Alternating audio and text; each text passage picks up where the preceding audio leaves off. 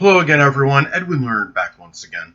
In this YouTube astrological segment, I'm going to be talking about the April 7th, 2020 supermoon in Libra. Now, the thing about this is now a supermoon in astrology is like a regular full moon, except that you have it, of course, in its closest proximity to Earth. The effects, I see it as being a little bit more amplified and intensified than a regular full moon. It may not have the powerful impact like a lunar eclipse, but I would say it's at least a little bit more powerful and intense than the typical, full moon energy. Now, when you're talking about, full moons, supermoons in astrology, this could be about very, just in general, very uninhibited, unrestrained emotional expression. What may have been suppressed at some point and for a prolonged period may come out. Given that this is a supermoon in contrast to a regular full moon, it may have been feelings more energy, emotional energy that may have been pent up a little bit longer than the typical full moon, and the outbursts may be a little bit more intense. And the thing about this is now this supermoon in Libra, of course, it could impact everybody collectively, but especially if you are a Libra or Cancer sun, moon, or ascendant person. Libra, of course, because it'll be in their sign, and Cancer, of course, because Cancer is sensitive to all, really very sensitive to all transits, phases of the moon. Because the moon does govern Cancer. The moon rules the zodiac sign Cancer, of course. So, and especially for Libra, if this transit is making a conjunction to one's Libra sun, moon, or ascendant, they may especially feel this impact. It could be very intensified. Now, the thing about this is that when we're looking at full supermoons and in astrology, there could be a greater. The first thing when you look at this is that full supermoons, and especially supermoon being a little bit more intense, I would say, in its effect. There could be a greater, of course, greater propensity for accidents is one thing about this. And given that this is in Libra, and maybe due to issues like if it's a car accident, things just simply not being fair or equitable in your mind, it could be an unbalanced car or alignment situation, maybe in some cases, but a lot of cases it could be like where the driver feels this need to balance the scales, so to speak. If somebody is cut off, well, I'll just do the exact same thing to them, and it could result in some kind of accidents. When you have full moons in astrology too, it's more about this quote like loony behavior. Basically, people may be doing things that you feel are just a little bit out of character on an emotional level at this time. More so, there may be a greater propensity for that, more so than usual. I'm not saying you're going to see people that are just flat out psychotic, but you're going to see more people where the emotional energy will be a lot more intense and being full throttle during this time, more so than usual. So, and more sensitive to things, and especially matters pertaining to Libra, things that are unjust, or they don't feel something's justified or equitable or fair, relationship situations, anything that could be Libra related, things connected with negotiation, compromise. Now, when you're talking about full moons, supermoons in astrology, they often can signify the end or the culmination of something. Given that this is in Libra, this could be the ending in some cases of some legal matter. It could be a lawsuit, or a divorce might be finalized. It could be where marriage vows are consummated, where many people may be at a point where the vows are complete, they're official. You might see more of a proliferation of divorces at this time than usual. There may be more lawsuits at this time. And we're talking about a supermoon, which of course could be more powerful and intense in contrast to a regular full moon. This could also be the end of some kind of painstaking negotiations collaborations, or something where you collaborated with someone on something. This could be a partnership for many that may come to an end, and marriage may be ended, may be eradicated at this time, or even a contract might be finalized, or it might be null and void for many at this time, or some agreement might actually come to fruition, or some kind of reconciliation may finally take place, where people finally that might have been adversaries for a certain time might be reconciled. And since we're talking about the full moon a super full moon in contrast to a regular full moon, it might have been an ongoing contentious thing that might have gone on a little bit longer than in contrast to a regular full moon. And it might be a little bit more of a surprise or a shock. I mean, a lot of that, of course, could be dependent and predicated on aspects in your chart. If it makes an adverse aspect to Uranus, it might be something that might be very super shocking and startling to you at this time. Now, it could also be looking at this as well. When you're talking about super full moons in astrology, they can also be about revelations and unveilings. This could be about a relationship situation. It could be somebody that maybe declares they want a relationship with you. It may have been after a prolonged period where you just had a platonic situation, where in just friends for a very long time. It might be an outward declaration for many that they want, that this emotionally what they need now is some kind of relationship or partnership situation in their life. And it could also be where you're talking about revelations and unveilings. It could simply be, in a lot of cases, someone you know that might have been exhibiting a superficial charm, a person that might have just showed obsequious tendencies and just wanting to overly appease, but it wasn't true, it wasn't really real. It just was about winning maybe your graces, winning over you for some other reason. It could be where it could be about the revelation or unveiling of a relationship disruptor. It could be somebody that you found out about that was just basically causing dissension behind the scenes. Say, especially if you have this, like you have this in your 12th house of hidden adversaries, this could be that revelation of something of that nature that could really be, might reaffirm something like that. But it could also be a revelation or unveiling of a lawsuit that might just kind of surface and come to, kind of just hit you like very shocking at this time. Or maybe somebody that wants a divorce. That could also transpire at this time. And also, in looking at it in a more auspicious way, it could also be like a partnership, an offer for a partnership at this time, or wanting, or having like a self-revelation, being more cognizant and aware of wanting peace and tranquility in your life scheme, more so than usual. It might, if you're in a situation that might be, if you're in a bad environment, say if this is in the 3rd house and it's situations with your neighborhood, your neighbors, where there's some discord or there's animosity or just volatile situations, it might be a time where you might outwardly declare, okay, this is a time where I want peace and tranquility. I want more refinement in the situation with my neighbors. And it might be a time where you might say, okay, enough is enough. It's time for me to take this short journey and go elsewhere where there's more peace and tranquility. Now, also, too, super full moons in astrology can also be about when one becomes tired or full or simply exasperated, had enough of a situation.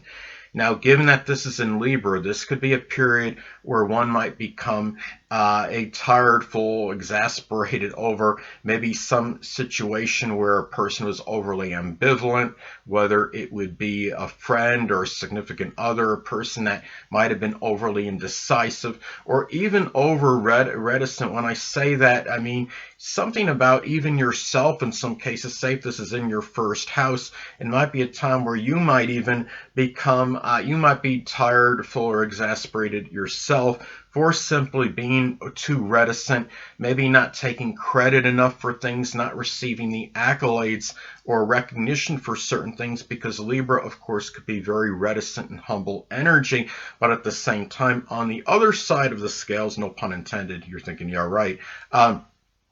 It might also be about you might be tired and full or exasperated at somebody, maybe not facing the repercussions for his or her actions. It's about justice at this time, and this is a time where you might declare this is the things where justice needs to be served through the law. So hold on a moment, people.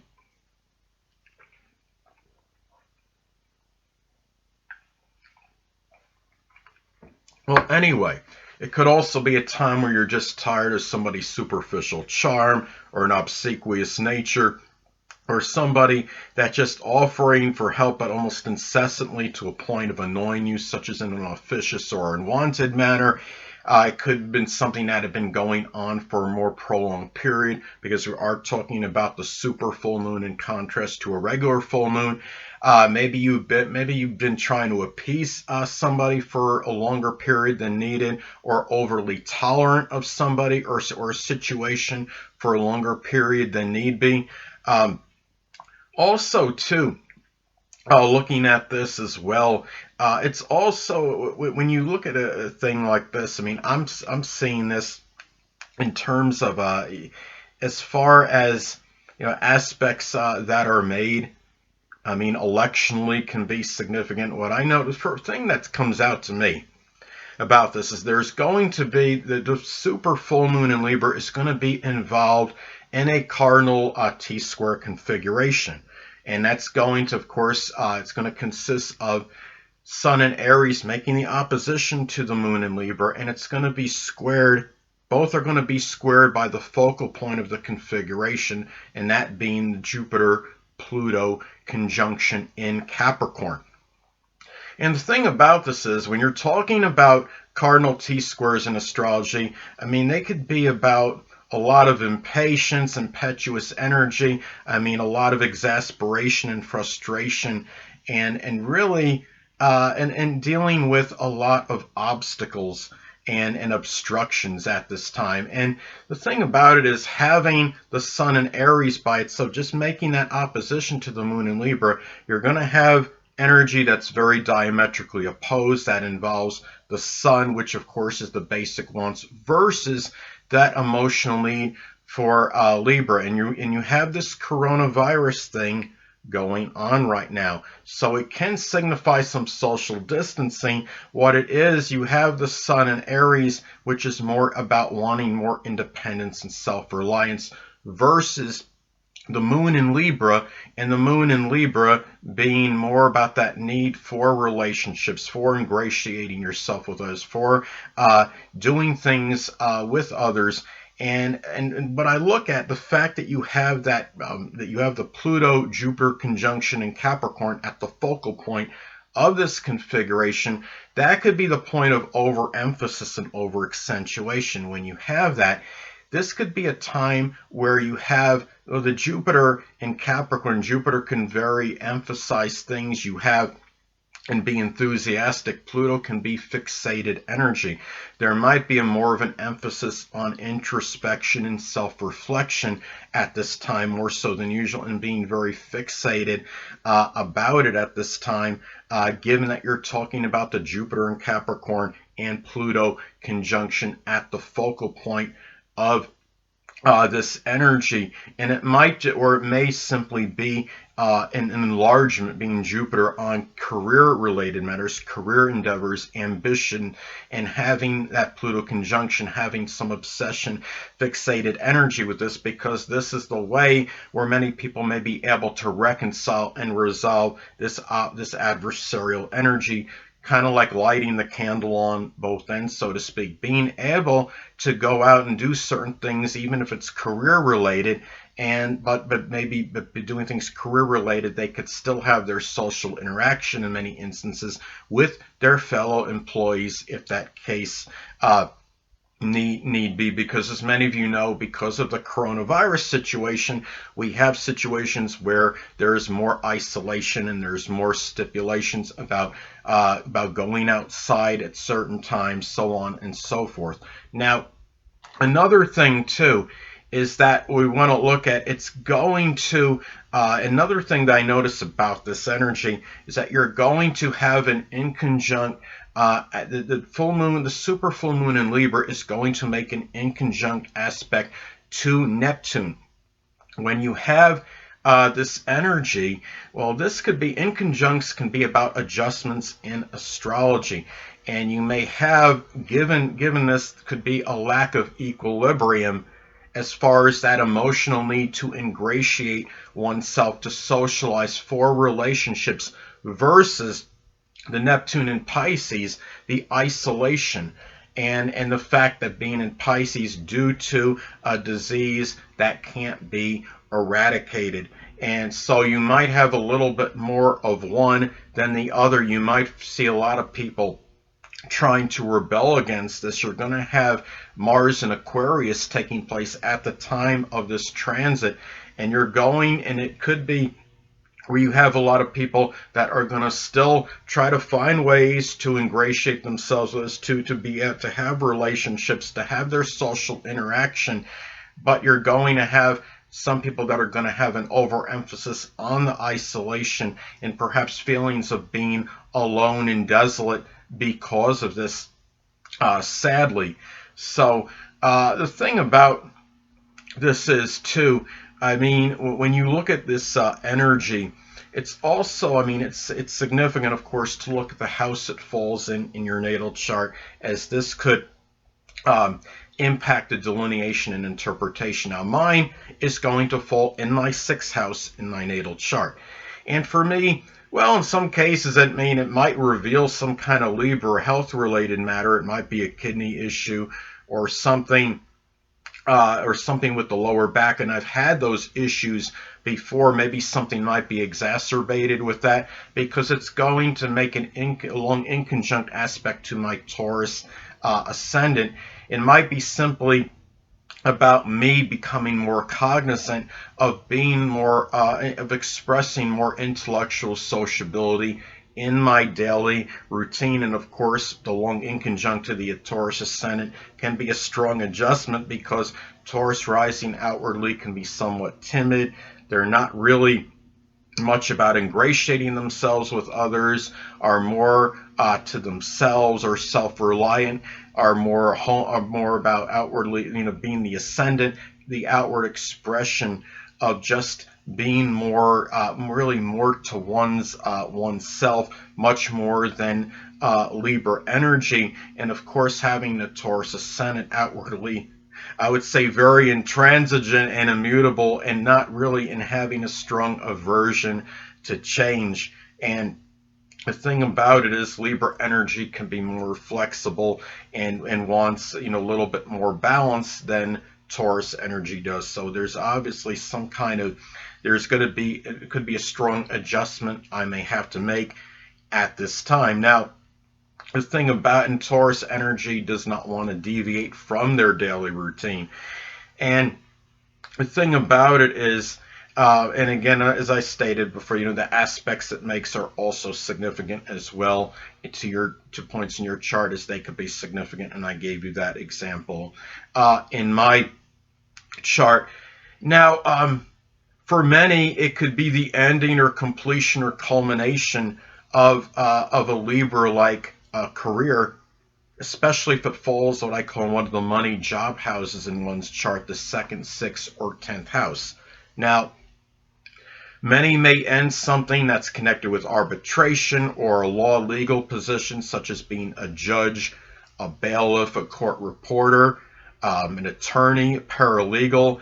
It could be ending a career as a diplomat, or maybe even working as a marriage counselor, or something in art, which could cover a wide divergence of things such as drawing, painting, sculpting, or even graphic art. It could be some kind of fashion design, a position that might come to an end, or interior decoration, or even something with human resources, because that could be I would say that could be Libra related as well. Now, it's also, I mean, if this falls, say, in the first, especially in the first or the sixth house in your natal chart, this could be some kind of revelation or unveiling of a Libra-like health-related matter or debilitation. It could be something with the lower back. And being the supermoon, it might be something a little bit more serious than on average compared to a regular full moon. Maybe not as drastic as what would take place perhaps during a lunar eclipse. But this could be like maybe discovery of some mild like degeneration in the lower back, something like that, or where you need some adjustment, as opposed to like maybe like if this was a regular full moon, it might just be some general lower back pain, but it was nothing that serious, but like just a simple strain or something in the lower back. Now, it could be some issue, though, in some cases, like with hypoglycemia or diabetes, or maybe just feeling just a lack of balance. It could be due to an unbalanced, maybe you have some kind of unbalanced diet at this time that needs the attention, and it's calling your attention to take care of it. Maybe something with an adrenal situation, or so. Also, too, at this time, when I look at this, another thing that's important about this, as far as Sabian symbols go, this is going to be at 18 degrees Libra. So at this time, I mean, given what it could mean as far as Sabian symbols go at 18 degrees Libra, this could be about a revelation or unveiling, or being really more cognizant of perhaps some Libra-like talents and abilities, say something with art or negotiation or even mediation. It might even be some literary ability, showing some ability as being more of an active communicator, which you can apply like on YouTube, for example, or through writing, and perhaps even getting, or even something like a Libra-related sport. Say if this falls in your fifth house as an example, or it makes a sextile trying to Jupiter or Mars, it could be, or even a conjunction of one of those points. It could be some ability that may come to the surface that might be tied in like with tennis or gymnastics or anything that could be like a Libra-related sport. So anyway, people, that'll conclude this YouTube astrological segment. Until next time, people, Edwin Learnard saying, stay well.